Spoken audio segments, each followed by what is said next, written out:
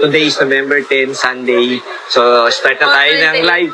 Mga kapatid ha, start na tayo ng live.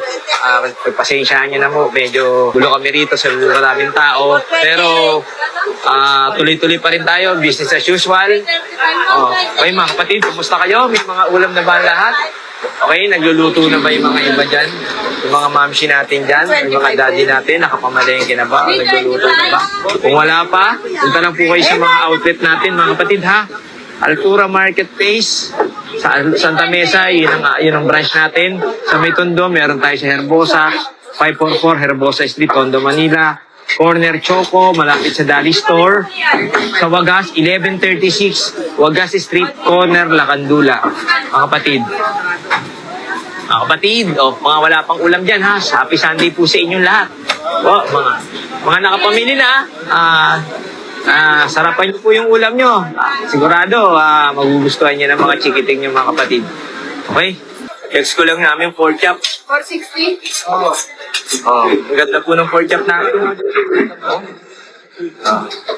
Ay mga gustong umorder dyan, lalo na yung mga karinderya, kantin, na pinoportion nila yung pork chop, costing nila, yan. Pwede po kayong order sa amin, kaya po namin magbigay isang manipis. Sa 1 kilo, kaya po namin ng siyam hanggang 11. Kung medyo maliit yung baboy, kaya hanggang 12. Pero kung may kalaki yan, mga 8 po. Mga 8 slice po sa 1 kilo. Okay. Edwin, ano yung chop yan? Pinudo, okay. Next. Ano yan, next? Ano boss, ulo boss, pang sabaw. Pang sabaw. Ayan. Tinitira po yung ulo ni Alex. Pero umorder sa amin, pang sabaw daw, 10 ulo. Kano kilo ng ulo? Lex? 200 lang boss. O 200 ang kilo ng ulo, okay? Okay, sa iba 400 pesos. Ang presyo ng bulalo baka, sa atin 260 lang po. Saka promo po yan, alam buuan po yan. Ito po, pikalaman natin, no? Kalitiran. Kalitiran, no? Kani kalitiran natin, Jimmy? 450 lang kalitiran natin. Ito po. Picho. Ayan, picho.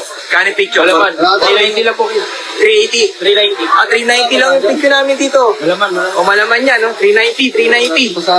Mga buto-buto. 390 mga buto-buto natin. Malaman. Gano'n po kalaman. Batangas po yan, ha? Yung po yan, ano? Ito na po yung panga, yung ulo. Ang sinap ni Alex. Order sa amin. Ilang kilo lahat yan, Lex? 7 kilos daw ang in-order. 7 kilos po ang in-order. Yung ating suki. Okay? Para may papiging ha. Papiging si Sir. Primera klase po yan. 2 to 3 months, pinupulaw na po sa farm. Dinadala na po sa slaughter. Atali na po sa mga pwesto natin para itinda.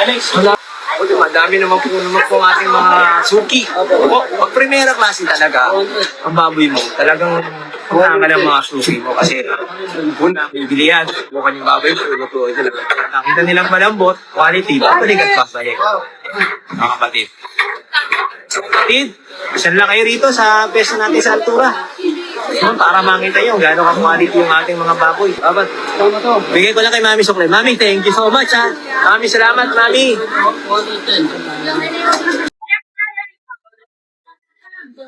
Sama ka na?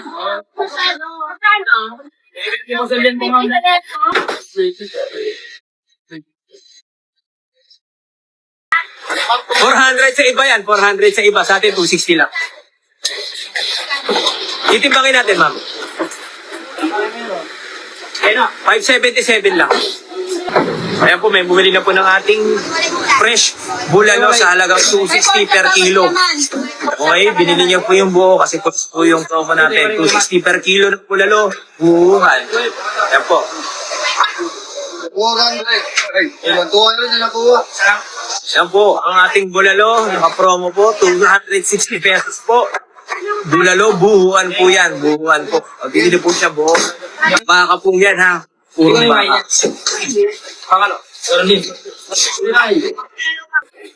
Share, pa-share po ng ating live. Makikita po ako.